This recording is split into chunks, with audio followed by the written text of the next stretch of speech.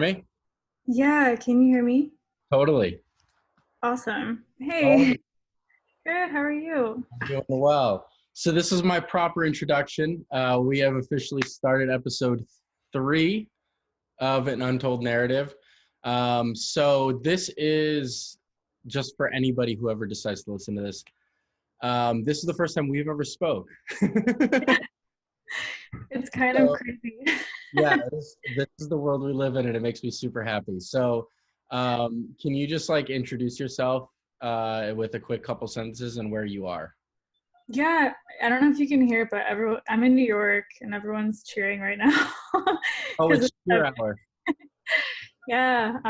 So yeah, I'm in New York City in Brooklyn, and my name is Emily Engle, and I'm a freelance writer and editor, mostly covering design, mostly like all types of industrial design, from footwear to like sofas to anything. So Cool. Well, thanks for joining me. So yeah, a little bit of background. I don't know how long we've been following one another on Instagram, but it's been, I would say well over a year. And I don't know how it started. I don't know why it started. um, I have no idea. it's I been. think Go ahead.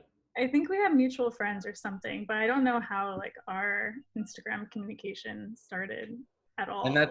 that's the beautiful part of 2020 and 2019 and even further. I think that's really one of my goals of this uh, conversation platform is really to highlight people that I have relationships with that I've never met, right? And I think that there's really this beautiful connection that happens online, and like you don't know why you gravitate to people, but you have mutual friends or like you're in a same design community or whatever it is, and you're able to share mutual ideas and inspire one another. And that's really the goal of this. And that's why I'm super stoked that you're here, and you bring a different perspective because you're a writer. I don't know if your degree is in writing or what your background is. I guess we could dive right into that. Sure. Actually, I wanted to be a designer, but I was really bad at it. Oh my God. No, so I studied fashion design, or not fashion design, but like business and fashion kind of together. Because I initially wanted to be a designer myself, and I wasn't bad at it. I was joking. I'm okay. And I had an internship in fashion before I graduated my school. I went to Drexel, and they required us to have one. I moved to New York for that and worked in fashion for a bit, designing clothes. And it wasn't for me. Making things isn't my forte. I think I'm better at learning about them. And that's kind of Gotcha. what I realized. I like the research process more than I liked the making process, if that makes sense. So Totally. when I went back to school after the internship, I still was studying design. I did graduate with that design degree, but I ended up writing for my major's magazine, and that it's actually a really cool magazine. We did like professional photo shoots and everything. It was very What's it cool. called? It's just a D&M magazine, Drexel Design and Merchandising Well, we're going to magazine. give them a shout out, obviously. Yeah, shout out that. And I was actually supposed to be doing the graphic design for that because I still wanted to be a designer. And then I found myself enjoying editing articles as I was putting them in InDesign more than the design of the layouts. So yeah, when I graduated, I knew I wanted to look for a writing position. But as I did more research, I kind of realized I could combine the two into like learning and researching design, but actually also writing about it. Um, So yeah. when was this? Are you talking like years ago? Like I've no scope of Oh, reference. right. It's crazy because we've never met. I keep forgetting we have like no background. I graduated in 2016. Okay. Like, what is that? Almost 4 years ago? Yeah, Yeah. essentially. Yeah. And I've been writing ever since. So yeah, I Okay. started at Core77. So do you Um, have your degree in fashion? yeah, technically. Oh, you But I do. never actually did that for a job.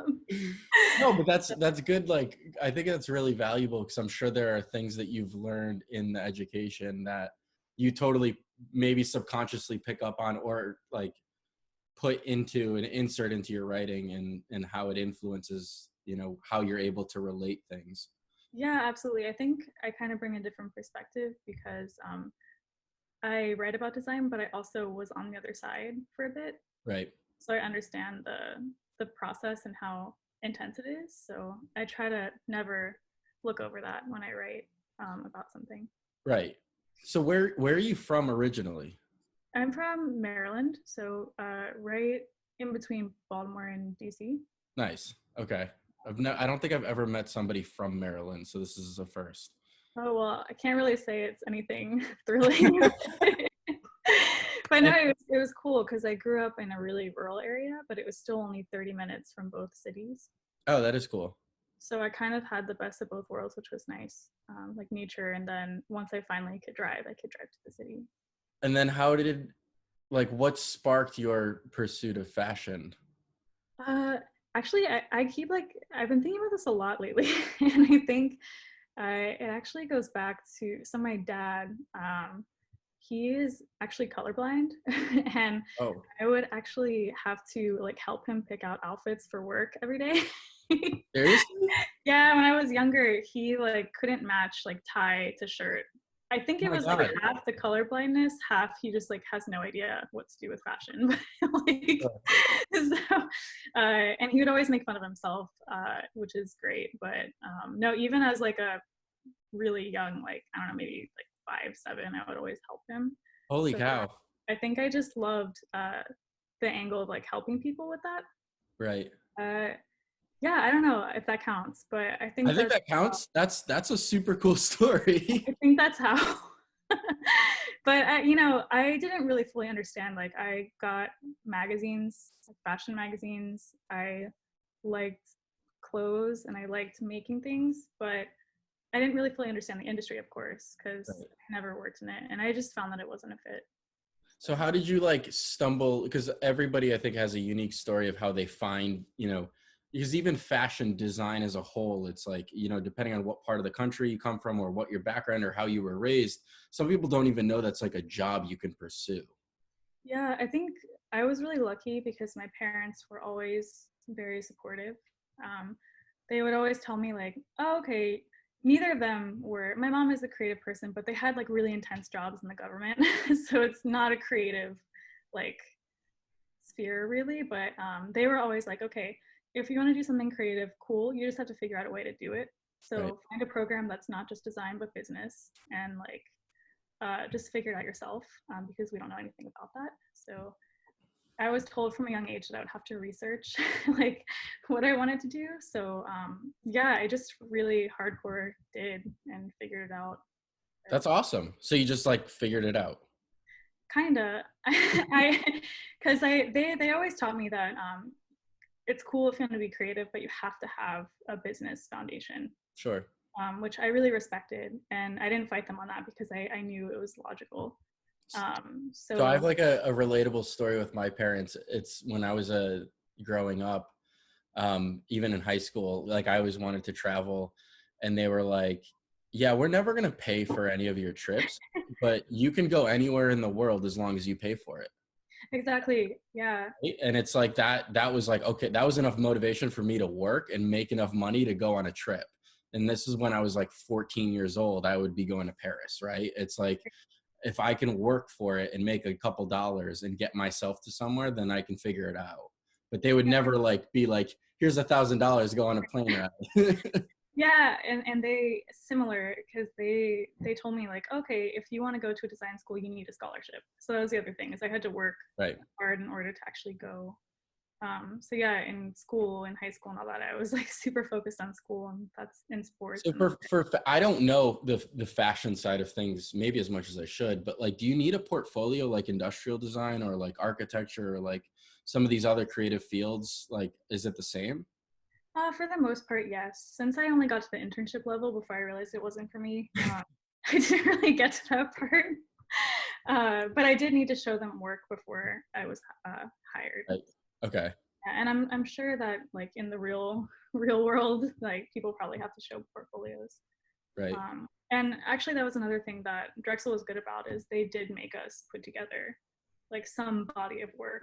because it was all about getting employment. So it was kind of more like a trade school, which was nice. Yeah, totally. I went to Wentworth Institute of Technology and it was the same exact thing. It's like everything's so specialized that like you don't have the gen eds, you don't have like, you're like going right into like the technical parts. Yeah, and I hated business, but but I had to do it, so I did it. And yeah. Well, it's so like that's kind of cool that like you figured it out, like you tried it, you're like, okay, maybe this isn't for me, let's go into the graphic side of it and the magazine part of it, and then like now it just transpired into a career in writing. You've been in the real world for 4 years, about, right, quote unquote, the real world of like writing. And so like what was your first job? Because if you go to your website, which is emilyengle.co, I believe, off the top of Yeah. my head. Yeah. Right. Nailed it, Dave. It says that you've worked for obviously a number of different companies that in the design community people would reference as like very well-known places. Like where did you start off? I started at Core77 full time, and I worked there for 3 years. Like how did you find them, or did they find you, or like? So I actually had a core flot. It was very not like. I had one back in the day too. It was rough. Yeah, mine is just like schoolwork, because I was like, well, I don't know Totally. what I want to do yet, so I have to throw this all in there and just see what happens. So I had somewhat of a portfolio, but I didn't realize I was subscribed to their newsletters, and I didn't fully understand the relationship at the time between Core Flat and Core77. But through their job boards, I saw that Core was hiring an what did I start as? Editorial assistant. Uh, Okay. and I just jumped on it because I had read articles on Core before. I had been following it for a while. And yeah, I actually, before I graduated, I reached out, like, not casually, but more of just like, hi, what's up? And yeah, within 2 weeks, they hired me. It was crazy. And this was before you graduated? Yeah, which is also really nice, Totally. because I knew what I was going to do. But it was also stressful because I had to move like the day after graduation to New And they're York. based where? Here in New York. Oh, okay. Yeah, no, I remember back in college, like Core77 was like for industrial design background, like that was like the website to go to for all things Yeah. product. Like it was, and then Coraflat was before Behance or however you say it, Mhm. where everybody uploaded their work from school, and like it was really to me, Coraflat and Behance are they're the two websites that could have been Instagram for the design community, Oh yeah, for or sure. Instagram. They just failed at it. But I don't necessarily think it was their goal. No, totally. No, it wasn't. It 1000. I mean, the Instagrams was like for Yeah, photographers to share right. photos, but Yeah, like for the design community, I always reference it. I'm like, because you could follow certain people, yeah, you could talk exactly. to And message. there's a feed too. Um, Totally. so I feel like maybe even Instagram might have been inspired. I You don't never know. know. Maybe, You never know. Yeah, but I also never put the connection between Coraflat and Core77 either until very like later on, like when I was in the real world. I'm like, I think they like run one another, like vice versa. So yeah. But no, they're a really great company. They've been around. This is their 25th year anniversary. So for a online only independent publication, that's insane. And so I've always just really respected the founder, Stu and Eric and Alan, and they're just really, on top of being really good at what they do, they're just really great people. Like, for example, my chair. This is the chair that I had at my office when I first started, the Aeron chair. yeah. I'm like, obsessed with it. And Is that Foreman Miller or? yeah. And my boss, the founder, Stu, I work for him freelance now, but not even full time. And I had told him, like, oh man, I'm like without an office chair right now. It sucks. Like, I don't have any back support. He straight up yesterday drove from Connecticut to the office to pick this up and then dropped it off at my Seriously? apartment. Yeah, he's Like yesterday? yeah, yesterday. We stayed away from each other, masks, whatever, but he just kind of like rolled it to me. That's amazing. Here, so You know, those are legit great chairs. I'm I know. struggling. I'm on week, I don't know, 6 or 7 of work from home.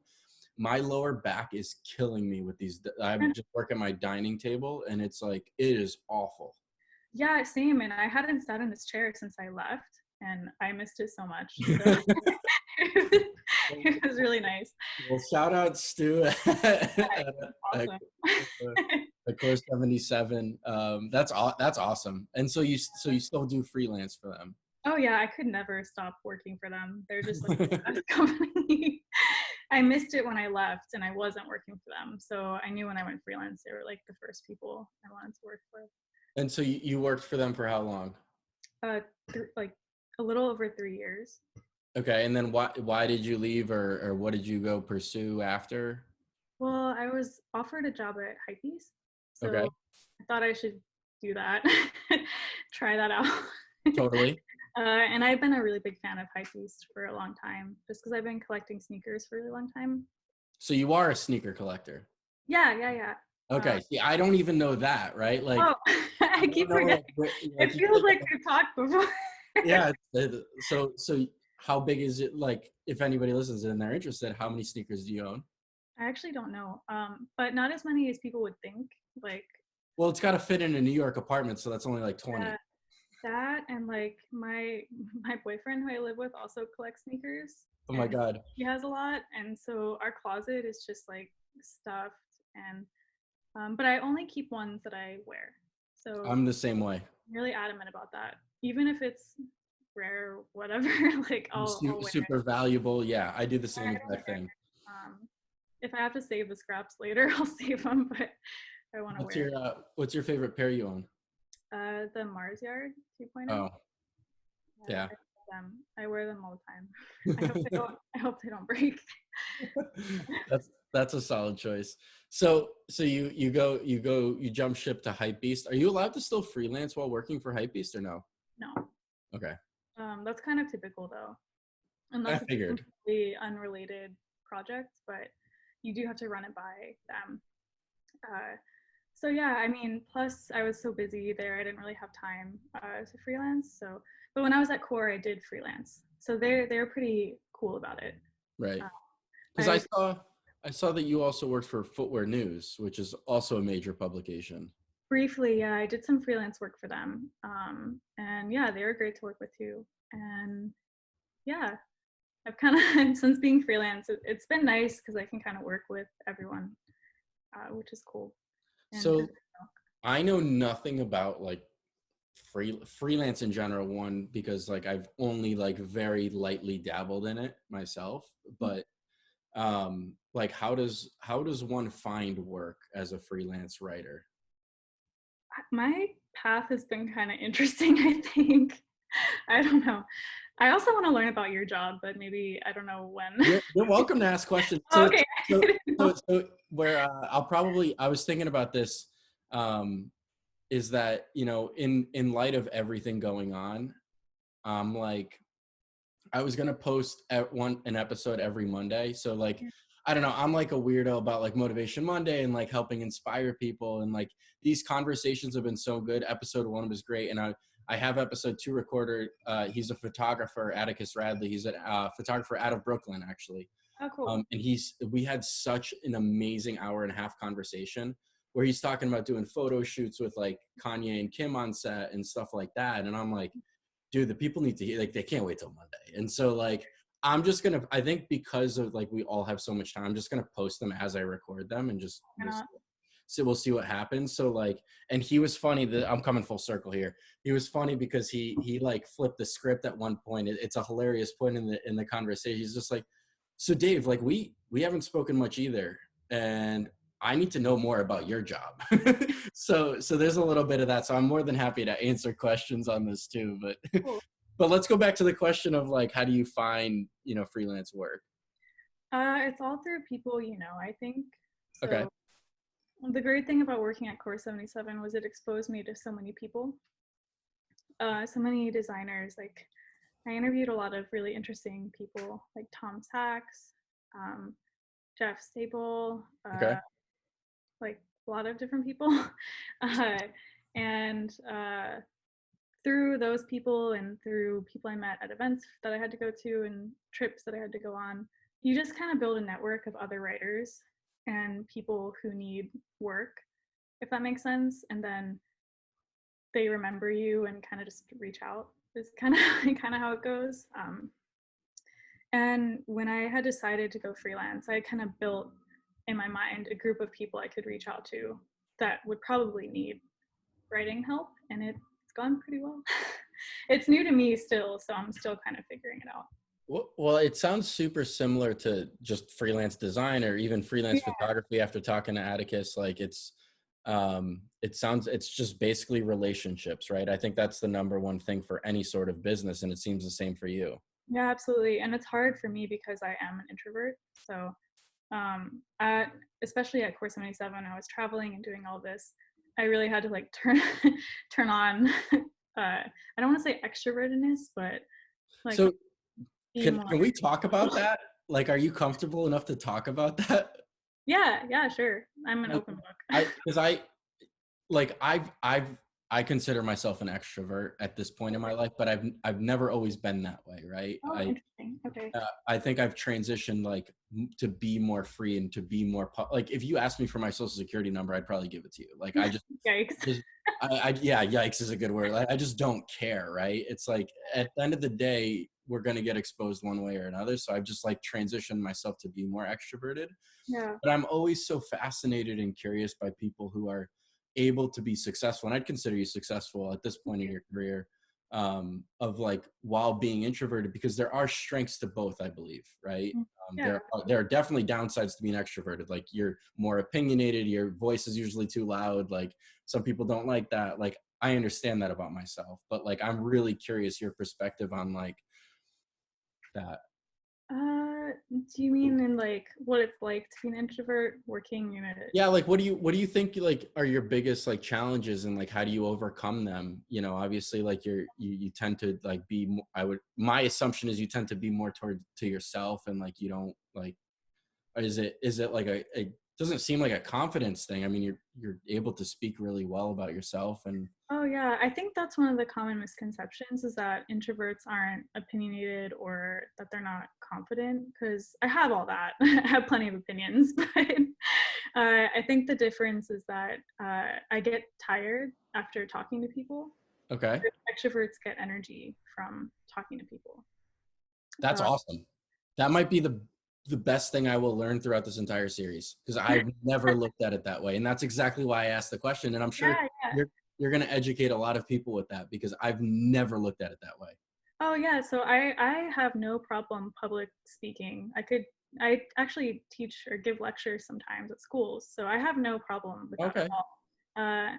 I do have a lot of opinions. Writing for to be a writer, you have to have plenty of them. Sure. Uh, and yeah, I have no problem like talking in groups. Like I'm fine. I can be, social. That's totally fine. It's just after a whole day of being social, I need to just be by myself for like 8 hours or sleep or both.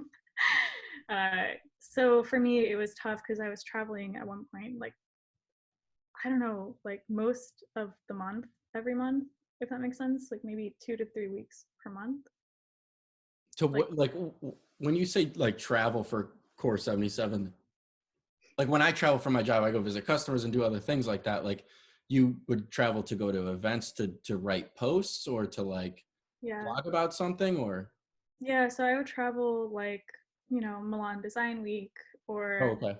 some new hotel open or like something like that, where it had a design story that we felt was something that needed to be told.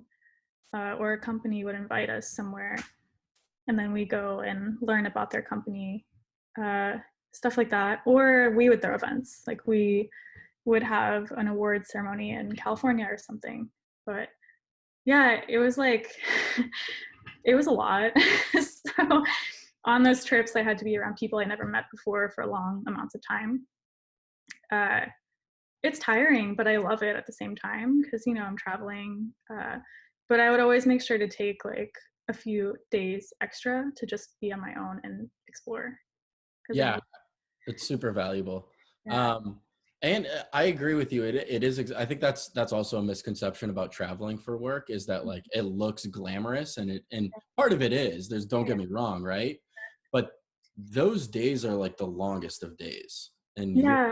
I've spent had doing. trips. totally. Like, oh, go ahead. Sorry. No, go ahead. I've had trips where I have to wake up like 7 a.m. and I'm out until 3 a.m. Like stuff like that. So, it's a lot. You don't have any free time. So. Yeah. What was your favorite trip that you've been on for them? Tokyo, for Oh, sure. jealous. It was crazy. Because it was for Mazda. And we visited their factory in Hiroshima and then spent time in Tokyo. How was that? It was insane. Uh, I think what I always tell people, like the craziest part, because they always ask like how the factory was, but Like, the thing that makes Japanese car factories different, especially Mazda, I think is different than most, but they, instead of having machines that humans support, the machines are supporting the humans. Yeah, so like on the line of cars coming, humans are like running inside of them, building the whole car themselves, but the robots are autonomous carts that bring the tools, stuff like that. Yeah.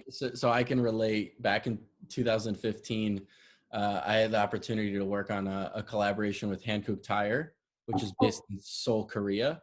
yeah. And their factory was exactly the same way you just described it. It was run by automatic robots, and the people supported those robots.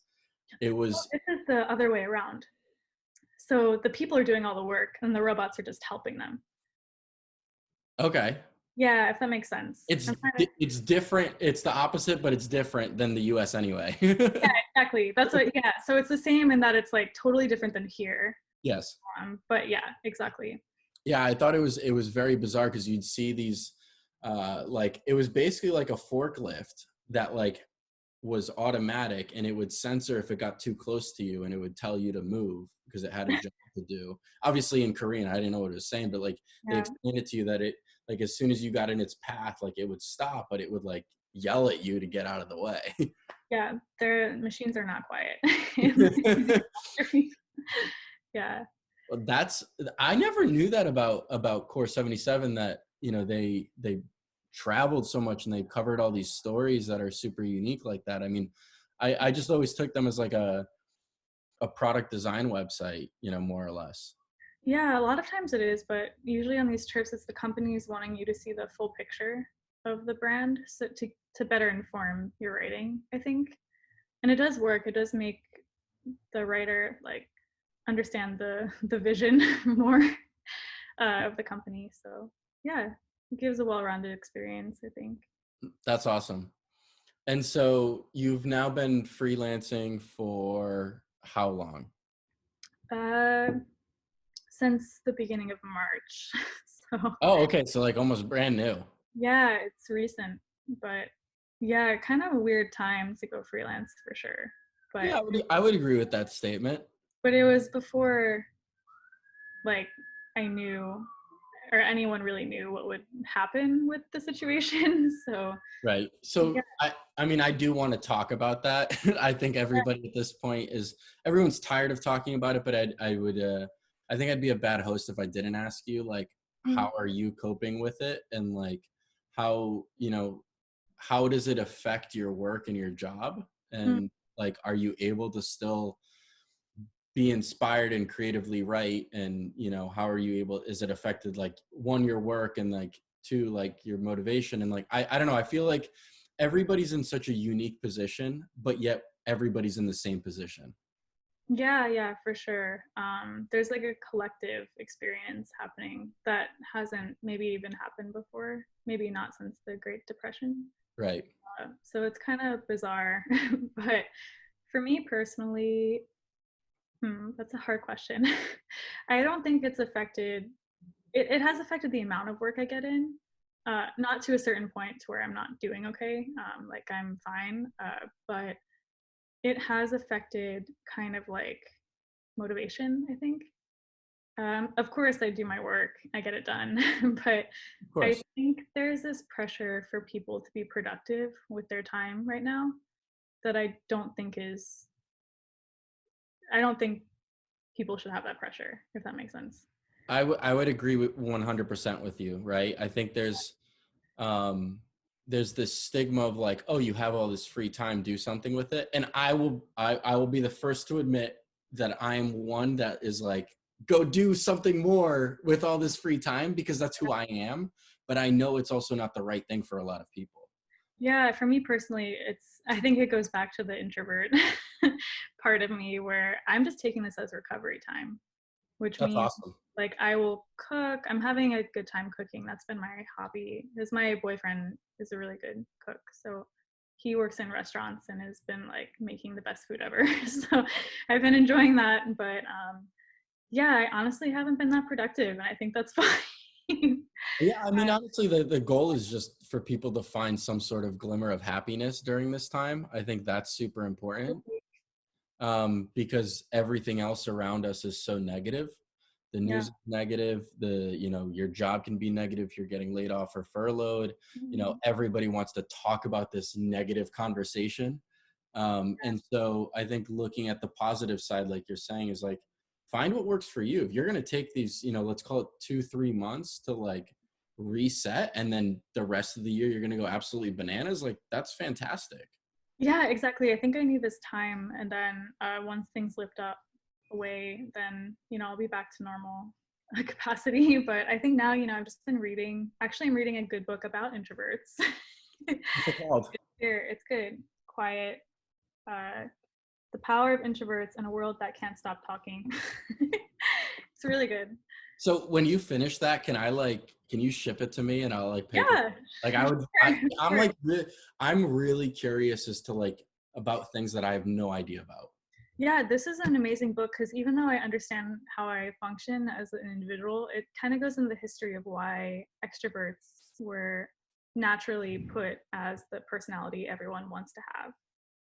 If that Yeah, makes I want to learn about that. Yeah, it's really cool. It goes back to like uh, how I just finished a section on how when people started moving to cities more, they were kind of taken away from situations where they were only surrounded by people who knew their friends and families, so they could be themselves.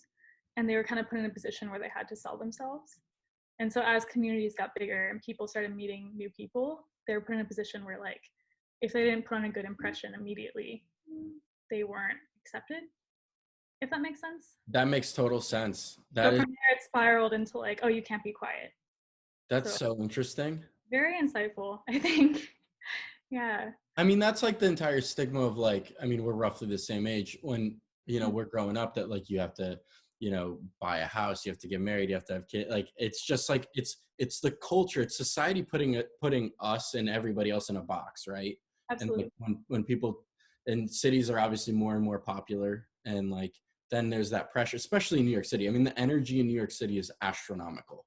Yeah, and I think one of the reasons why I need this recovery time is because in the normal world here, it's like going out for drinks 3 times a week after you Exhausting. already work for a full day. And there's that pressure to just always be out and doing stuff. And I totally subscribe to that. But this is a good reminder. This is a good reminder that, you don't have to see friends every single day and just to take it easy. So what is like outside of Corona land, like what does a normal work week for you look like? Like how do you scope, like if I had to ask like hours wise, like what do you does it stop for you? Like do you work 7 days a week, or do you like have, let's call it a quote unquote 9 to 5? Since I'm so used to the 9 to 5 schedule, I try to stick to that a bit. I usually, but it's kind of weird for me because with this new schedule, I was only doing this normally for like maybe 3 weeks before we had to go in total total lockdown. But for those 3 weeks, I kind of established like a 10 to 6 schedule. Okay. And since I was still new and only had like a few clients starting out, a lot of that time would be like outreach and just kind of like feeling out who needs what. And uh, for writers, it's all about like the pitching process, and each publication does that differently. And that was something I kind of knew that, but I didn't know it would be so difficult to remember who needs what and who likes to be pitched in certain ways. So So can I ask about that? Because I know nothing about this. Like what is the quote unquote pitching process like for those of like idiots like me who are going to listen to this? some like more news driven publications will want you to submit a certain amount of story ideas per day that you're working for them. Okay. Then they'll pick which ones are relevant for them. But I've actually started to stray away from news content because I find myself getting really overwhelmed in a bad way with like news, news, news, news all day. Yeah. Like 6 posts per day is a lot for news. And I just decided that I kind of like being more slow and thoughtful with stuff. Which is why I like features, and my favorite is interviewing designers. So when I pitch now, it's more of like, hey, found these cool designers. Do you guys want interviews with them? Stuff like that. So you would tend to, or people have to do more work in order to publicize one article or two. Yes. That's a strange concept. Yeah. Oh, you mean like pitching a lot of ideas and then just like Yeah. a couple? Yeah, it's a lot. It's definitely a process that I had never done it that way, so I was unfamiliar with that kind of structure, so Right. it threw me off. But yeah, I think it's pretty typical. So like when you, no, I'm going to dive deeper into this because I'm Sure. fascinated. So Yeah. like, on a given morning, like let's just say by noon, you need to submit like how many, like a dozen like ideas or? Yeah, by like whatever time they give you, it could be early even. You submit your ideas, but each company is different, and a lot of times it's just like when things come up, I'll send it to them and be like, "Hey, got this press release. This is coming out next week. Are you interested?" So it varies greatly between companies for sure. Okay. So I have like a list of what to do for each one, and yeah, map it out whenever I need to. But yeah, straying away from news though has really helped me a lot.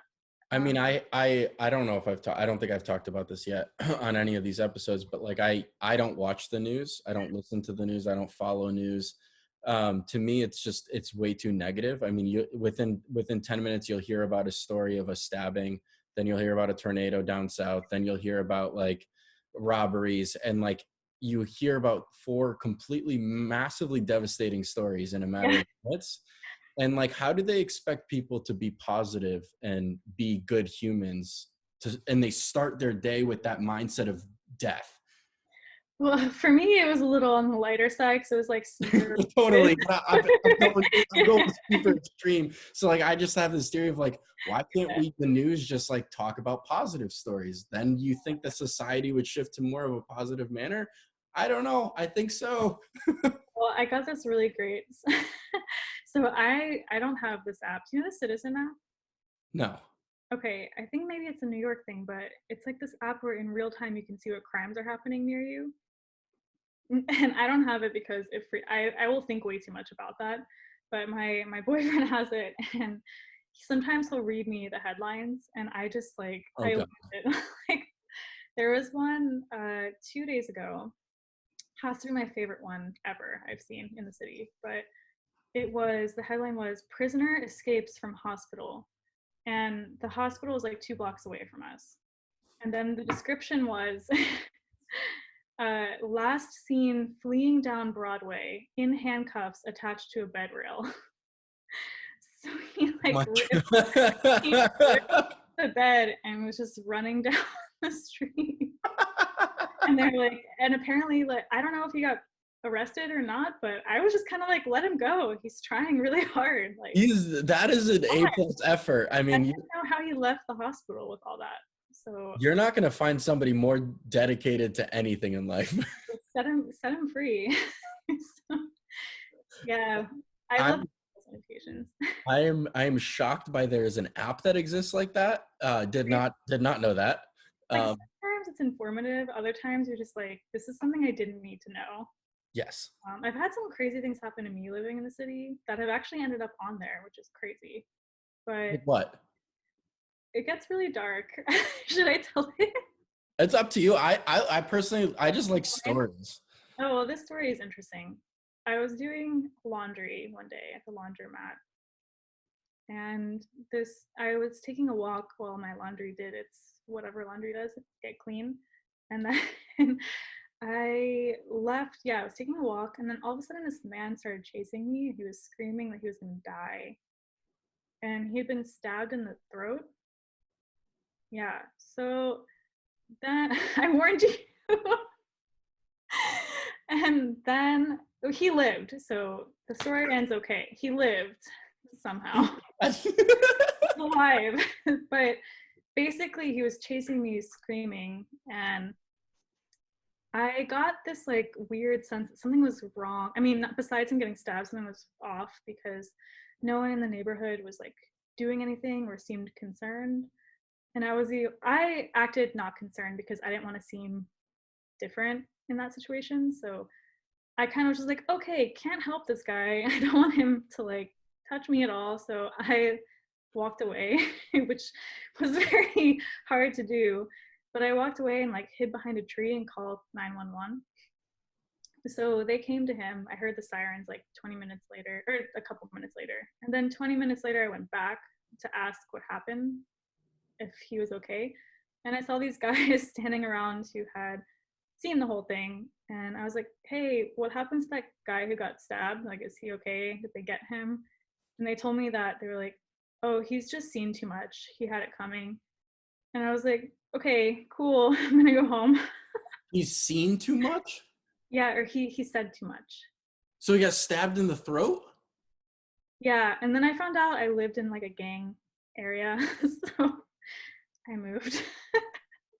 That's a good educated decision. Yeah, that that was the point where I was like, yeah, I think I should look more into where I live. And then I was like, God. That's a good story. yeah, I mean, it's dynamic. Super. So, yeah, I mean, I found out though through this app that he survived. So That's so there's a little bright side to this Citizens app. yeah, he's fine.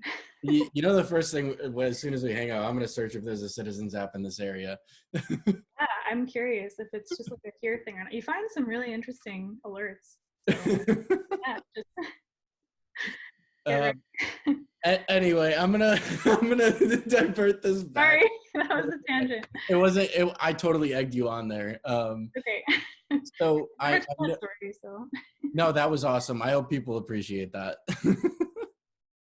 I know that you work for or do work for advanced design. Yeah. I don't know if you can talk a little bit about what it is or how you contribute. I personally know of it. I don't know what it does. Yeah, so advanced design, just for people who don't know what it is, it's a student-led nonprofit in Chicago.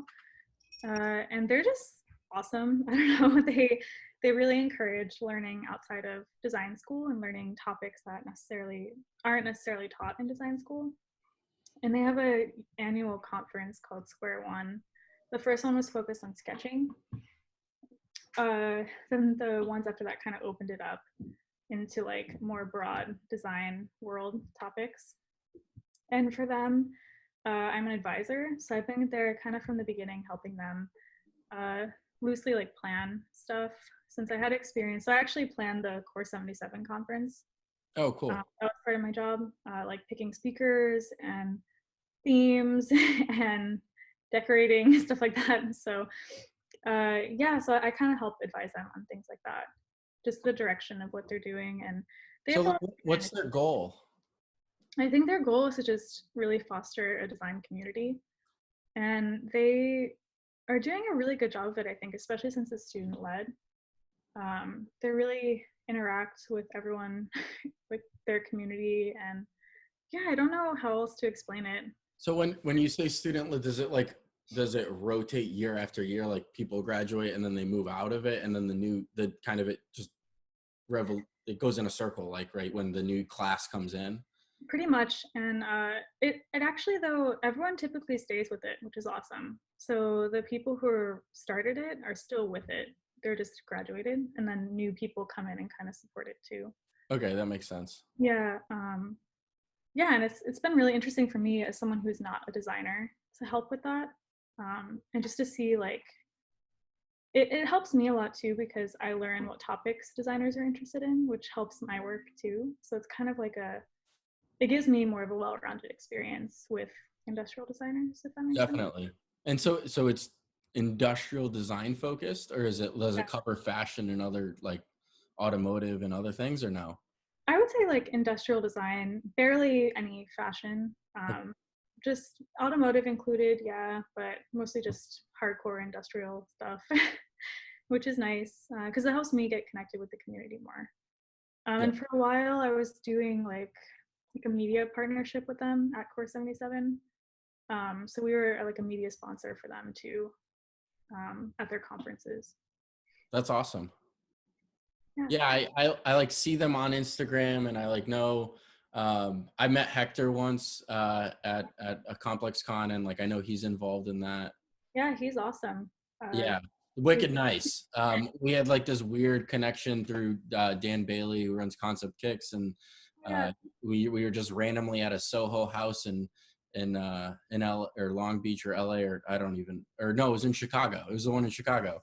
And then we stayed connected, and then I see him do all this work, and I'm like, I have no idea what this is, but it seems super cool. So now that I'm educated. It's pretty much just like a really good community of awesome, kind designers who end up being friends.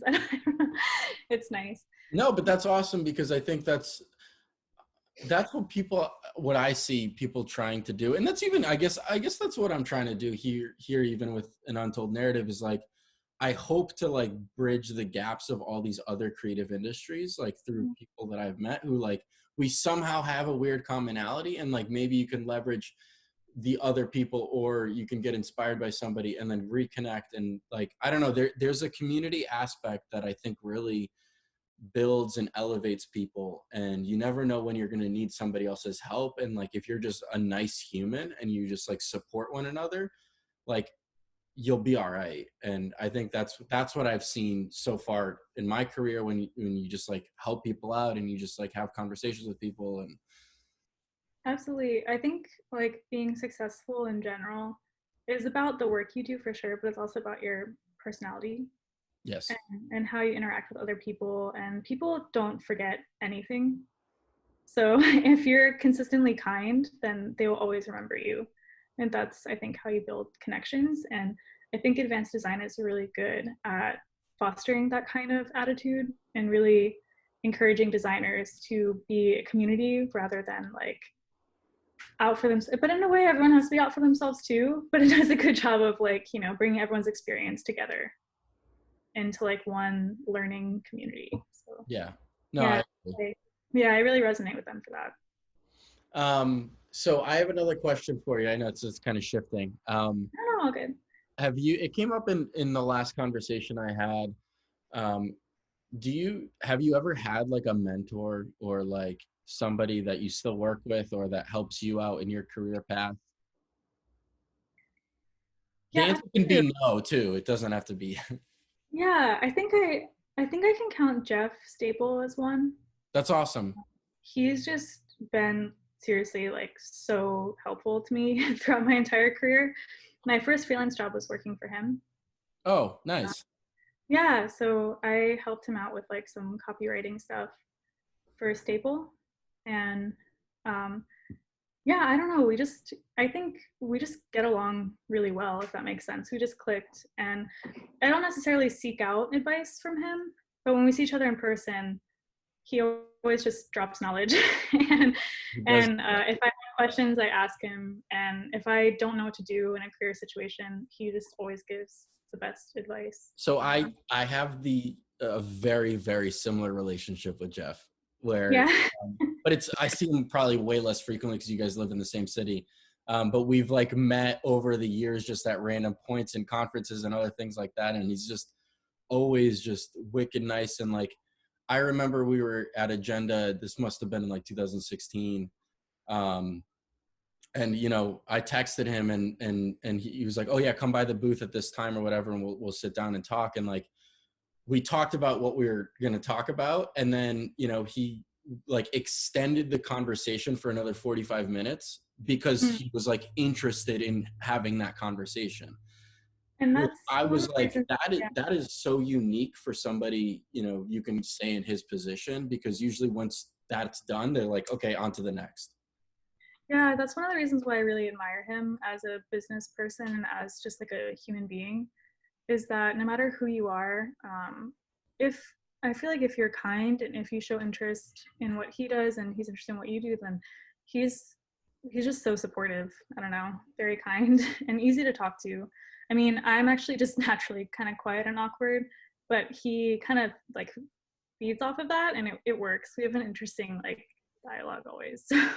Yeah, I mean, I'm massively inspired by both him and then also like even his podcast, The Business of Hype. And Yeah. that's kind of how this idea, I would even say, like part of it inspired it is like, I want to take people who don't have a following and who aren't famous and who don't have brands and who aren't CEOs and help elevate them, right? And so, because there's a beauty in understanding that people like us, I call it the unknown creative, they are at the ground floor of businesses, right? They do a lot of the backbreaking work, the legwork that makes businesses flourish.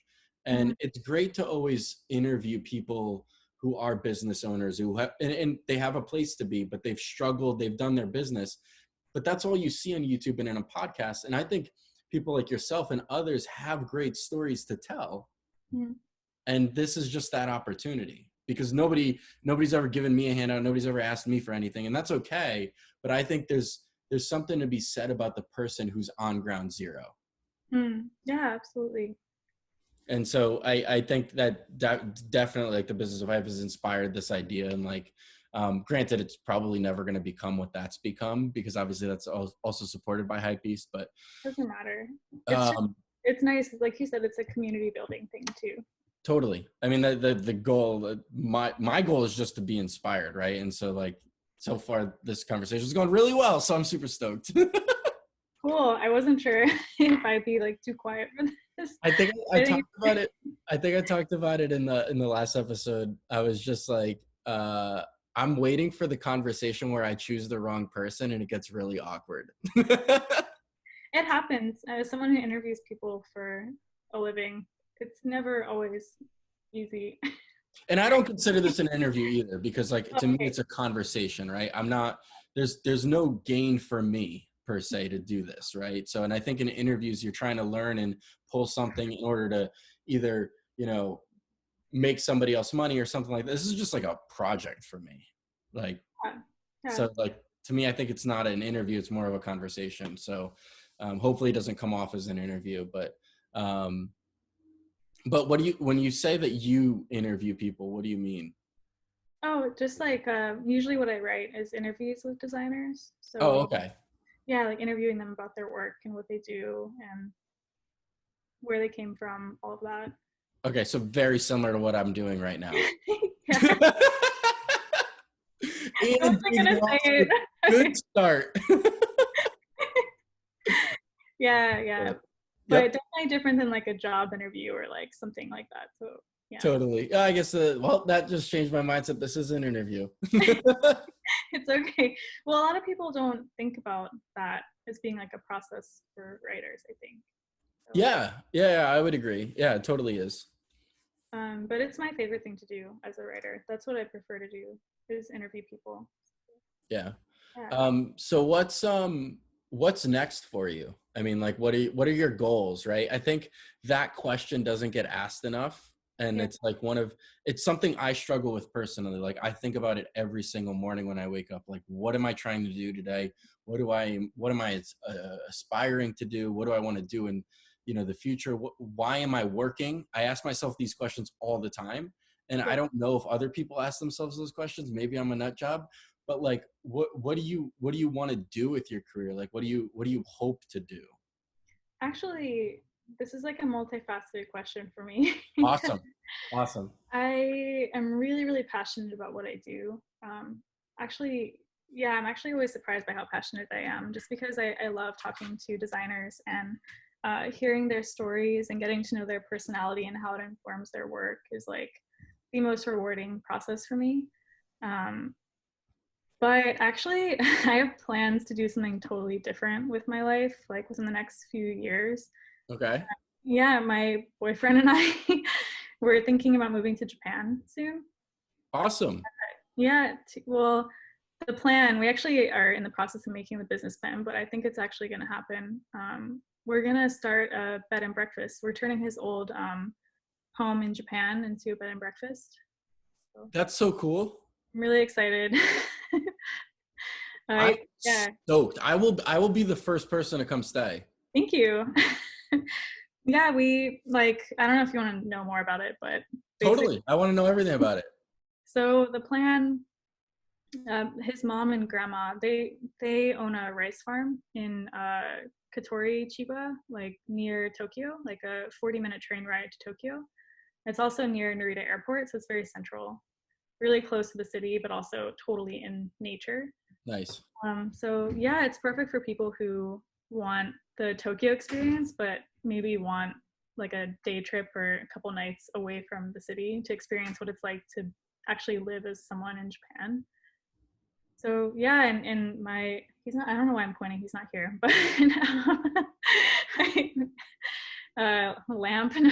My boyfriend, he is really amazing, like chef, like really good at cooking. So his plan is to actually have it be like a legit bed and breakfast where we serve food and have workshops centered around rice. So since it's a rice farm, like how to make mochi, how to make sake. Oh Like, my God. I'm so jazzed up right now. Like I'm ready to steamroll through 14 brick walls. yeah. And I'm really interested in food outside of, that's like my hobby outside of writing. So Right. the two of us together, I think we'll have fun designing it and doing the workshops and stuff. So I'm very serious. I want to be your first like customer. Oh no, you froze. Let's see if she can. There we go. I'm back. Oh my God. Awesome. I was just talking to myself for a while. It's all good. I don't really know what happened. It's this actually happened on the first episode too with Shane. So probably like the same moment. It's kind of crazy. But no, I'm so excited for you guys. That is I love when people do something like astronomically different just for the pursuit of happiness. Yeah, that's pretty much what it is. Because I never thought that living in Japan was an option for running a bed and breakfast, but actually running a bed and breakfast is always something in the back of my mind. And when he mentioned that him and his mom wanted to do something with the house, but they weren't sure what they wanted to do, I was like, oh, kind of jokingly, I was like, oh, you should turn into a bed and breakfast. People would love that. And he was like, actually, and he pulled out legitimate floor plans and was like, I've been thinking about this for a few years. And he's never mentioned it? No. So Oh, awkward. If he listens like, okay. to I'm like, okay, 6. So all right. And well, luckily for you, I'm on board. yeah, like, okay. He never thought it was something that he would necessarily do either. It had just been kind of like a dream of his. So when we were both kind of just on the same page randomly, we're like, hey, what if we actually did it? So That's yeah. I'm so happy. Like that's so awesome. Thank you. I'm very jealous because like I can't do it. My parents moved to America for us. So like I have guilt to like leave the country they left their country for. Well, he actually doesn't want to go back to Japan, but I'm just I really want to go. So Yeah, I mean try it, right? If it doesn't yeah, work out in 3-4 years, like okay, it doesn't have might to. as well. So yeah, I'm pretty excited for that. We were actually supposed to be there now planning, but Oh. we couldn't go. So I think we have like a Oh. That was weird. How do I get back to Zoom? oh I don't know. What? Like you can still why? Uh-oh. Can you see me? Yeah. Well, I can't see anything. Do you have a Mac? Yes. Try like scrolling up to your many desktops. Oh, there it is. Thank you. That helped a lot. I forgot it was, my mom just called me. I have it on Do Not Disturb, but for some reason, I think because your favorites.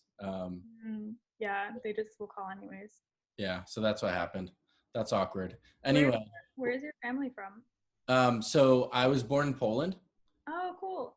Yeah, and so my dad immigrated to America first with my uncle, and then my mom and my sister and I immigrated when I was young.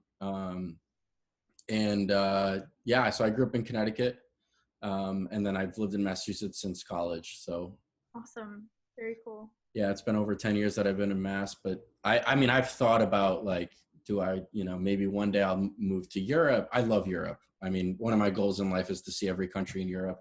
Well, it's actually by the time I'm 40. So I'm at like 33% of the continent. So this year is derailed. I had plans to go see 5 new countries there. So Wow. Yeah. I'm very behind. I feel behind right now. And I struggle with it because like, I love travel. Traveling is what gets me out of bed every single day. And Yeah. so this is actually like a struggle for me. Yeah, that's how I felt when I was traveling often. It was really exciting. Yeah, it's just there's nothing like traveling. So. It's to me, it's learning about the ways other humans move and operate on a day-to-day basis. Like America doesn't do everything the best way. Like, No, definitely not.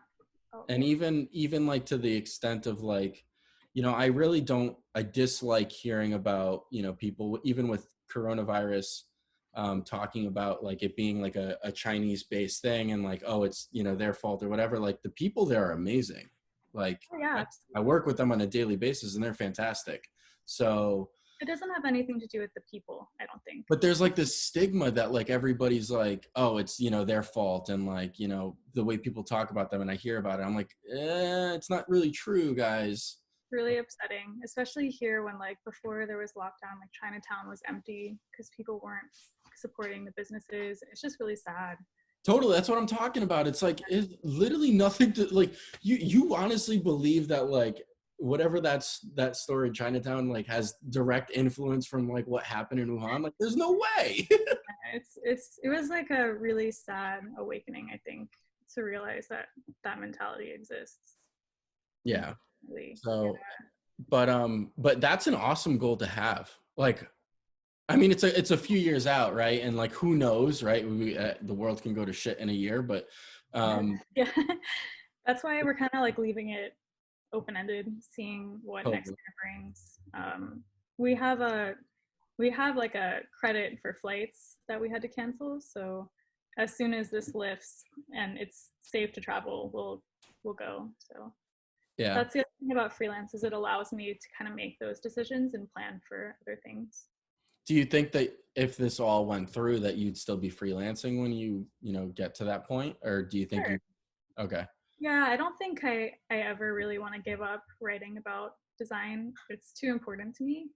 So luckily I can do that from anywhere, which is really Tokyo nice. is probably arguably one of the best places to do that.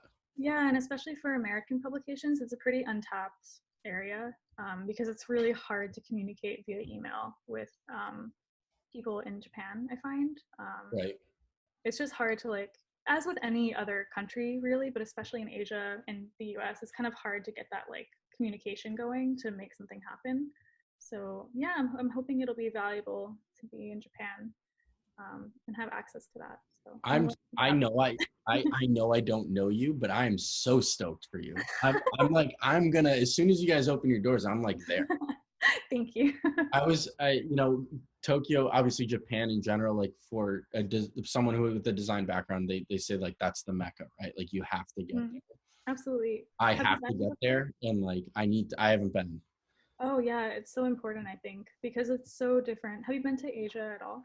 Yeah, so luckily for work, I get to travel. We have a center in Guangzhou, China. And you went to Korea, you said. And I've been to Korea. I've been to Singapore, which is one of my favorite places. Singapore is beautiful. I've been to Ho Chi Minh in Vietnam. I've been fairly covered all of Asia. Cool. That's how I am with Europe, so we're opposite. But yeah, I mean, I've covered a lot of Europe too. But you've been all over, yeah. Yeah, I mean, everybody always is like, okay, what's your favorite place? And I'm like, I can't pick one place. So it's like, it's 3 places to me. It's the Galapagos Islands, it's Singapore, and then it's Monte Carlo in Europe. Both 3 are completely different from one another. Yeah. It's so amazing. And like, absolutely. They're unreal. Someone just asked me to come up with a list of my 10 favorite destinations. And it's really hard. It's impossible. Yeah, it's tough. I did it though. I have them, and it's everything from like train museums to like uh, garden stuff. I don't know, but really specific stuff. That's awesome. Yeah. So we passed an hour, which is awesome. Wow, I didn't even notice. My goal for this is try to keeping it to roughly an hour. Both Mhm. episodes thus far have gone an hour 15 and then an hour 30. So we're right on schedule. We're doing great. I don't really have like now I keep thinking this is an interview and this is fucked up. And I was doing so well about the I'm swearing. so sorry. I changed your whole mindset about this. Yeah, I was like, it's not an interview, Dave. It's more casual. Totally an interview. um, but do you have anything that like you would like to add? I mean, I like obviously I just write random stuff. Like I had Hypebeast, Core, footwear news, advanced design, and then like goals written down a piece of paper. So like as main things that I could peek over at. And Yeah. like conversation usually carries itself if you pick the right person. So that Yeah. it worked out well. And like I'm super Yeah. happy we get to connect. And like I don't really have anything formal, but I'm happy to keep talking. Yeah. Oh, I don't mind either way. I'm not doing anything. Yeah, right where we're gonna go. What? Yeah, right. Where are we gonna go? Yeah, for sure. But no, this has been awesome. Thanks for thinking of me for this. It's a nice alternative to getting coffee when you visit. So Well, hopefully you'll be able to make it here soon. But I know it was definitely in the plans and in the works. I mean, I had trips planned for work already. I was gonna go out to LA and visit a bunch of customers and people and in March, and obviously that didn't happen. right. But New York is one of those places that just one we have a bunch of customers of ours and partners and like relationships that we need to go say hello to and stuff like that. So it was definitely in the works as well. I try to get down to New York at least twice a year, but Mm. if not more. But it's tough I sometimes. I do want to hear about your job though before we go. Okay. I'm gonna listen to the other episodes, so you don't have to like repeat too much of yourself if you I don't don't, want I don't, to. I don't get into actually what I do. Even in the prelude, like I talk about my history and like how I got to where I am today, but I don't talk about like my actual job really. So, Okay. um, I do talk about how I got to Vibram. And Mm. so that's in there, but I won't talk about that. But Wow. I got a degree in industrial design. I started as a designer. And I think I'm a workaholic by nature of my parents. Mm. I think having that immigrant blood, it definitely like is something that is unique to me and a lot of other people who come to this country from Mm. different backgrounds, right? Mm. And so I just always was like working on way more projects. I remember like within the first year, like my boss at the time like was distributing the projects and I would never say no to a project because I had too much work. I would figure out a way to get it done. I would be like, let's party, like let's keep going, and like I would work stupid hours. Like you're talking like I would get to the office at 5:30 in the morning, and then I wouldn't leave till 9 p.m. because I was so inspired by making things that are gonna be out there in the real world that somebody can purchase. Mm. To me, that feeling still doesn't escape me when I see somebody walking in an airport with a hiking boot that I worked on. Like that's crazy talk. Yeah, it's cool. And so I was just always so driven by like the emotional aspect of making product and like how consumers purchase it, and like it just opened up my eyes. I was never a sneakerhead. I always liked shoes. I don't know. It's so fast. I still don't think my parents really even understand like what I do. but And so then I just worked really hard. I always did more than like what was expected, I guess you can say. So I would design, and then I started doing nibbling at development here and there, and then like it cool. transpired into project management, and then it turned into like managing people. And so now fast forward almost 6 years, I work with a tremendous group of humans in design and development management. So working with them to handle all the USA projects. So we work with all the different partners in the USA. We're an Italian-based brand, so the headquarters is in Milan, or just north of Milan, Italy. Right. So we handle all the USA projects. They handle EMEA and then also Asia. It is, we work with a lot of people. I mean, I think we work with over 1,000 brands globally. So Do you guys have like a main factory? Did you say, is that the factory in Korea, or no, you just went to the tire factory? So do you guys yeah, have like so we have three main factories. a, Well, we also work with subcontractors in Asia, obviously in Guangzhou, China. Obviously, footwear is made in China. mm-hmm. We also have a newly, over a couple of years, we started manufacturing in Vietnam as well. Cool. We have a factory at the headquarters in Italy as well. Ooh, So to okay. like made in Italy product. Cool. And then we have a factory in North Brookfield, Massachusetts, where I work. Really? Oh, So cool. so we manufacture 99% of all the U.S. military outsoles. Sweet. And then also like the Danner boots, the Red Wings of the world, like the people who still make made in the USA product purchase from us. We are the only rubber sole supplier in the US. Super cool. Yeah. Yeah, that's awesome. The made in the USA stuff, military projects specifically are like my favorite because that consumer goes through stuff that us normal people don't ever have to do. Oh my God, it's insane. And I actually just went to the recent Hypebeast magazine. I wrote a story for them about Arc'teryx Yeah. and their like military waterproof backpacks. I didn't write about the backpacks, but when I went to the factory, they told me about the process of testing Yeah. and how they straight up just like put tons of shit in the backpack and throw it at the bottom of the water or at the bottom of like, Yeah. I don't know, Yeah. pool or something. But this is like when the military gets it. So the military does their own testing where they throw it to the bottom of this water. And after a couple of days, if it doesn't come out dry, then it's a problem, but it's never come out wet inside. Yeah. So backpacks are like totally 100% waterproof, which is just like, I mean, waterproof in general for even boots just blows my brain out today. yeah, same, I don't same. understand it. It's Don't. such a wild process. From like a Um, manufacturing standpoint, it's crazy. but yeah, the military stuff is very rigorous. Like they don't. Everyday Joe Schmo doesn't understand all the amount of people that touch one product that's made in the USA, and then to sell that for, let's call it $150 still blows my mind. I don't understand how that's profitable. Yeah, no, neither do I. It's really insane. But that's super cool. I didn't realize how widespread the company was. Yeah, and the beautiful part is, and I truly love working, and I love the brand. It's that we get to work in all different aspects, right? So it's not like just road running, or it's not just trail. It's mountaineering, it's alpining, it's skiing, it's snowboarding with Burton, it's hiking, it's road running, it's fashion. I mean, we're in fashion and like lifestyle and military, and so you get to, as a designer and a creative and working on a team that's creative, you touch projects from each one of those different environments. We have to be specialists in everything. Yeah.